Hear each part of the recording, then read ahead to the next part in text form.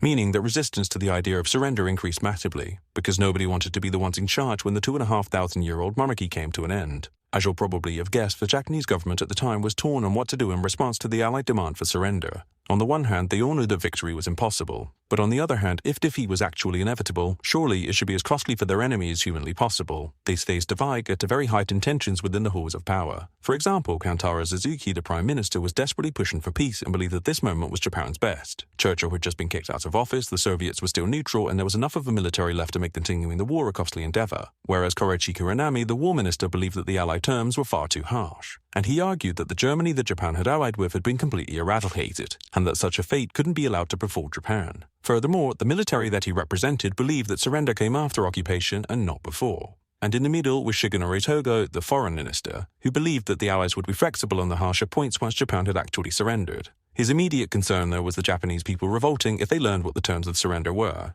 and so he convinced the cabinet to publish the Potsdam Declaration, minus the bits about unconditional surrender, disarming Japan, and the whole trials for war criminals bits because they made them nervous. The government's response to the Allied demands for surrender was the infamous Mokusatsu, that is, no comment. The problem was that the government saw this response as, give us a minute whilst we think of what to do, but the Allies saw it as, that's so dumb we're not even going to dignify it with a response, which, to nobody's surprise, angered the Allies and in turn led to Harry Truman authorizing use of atomic weapons against the Japanese to see if that would convince them. A little over a week later, both Hiroshima and Nagasaki were destroyed, and to make matters even worse, the Soviet Union declared war, citing the complete lack of attempt by the Japanese to make peace. These two things combined spurred the Japanese government into action and would make surrender the obvious next choice, but fun fact, no. You see,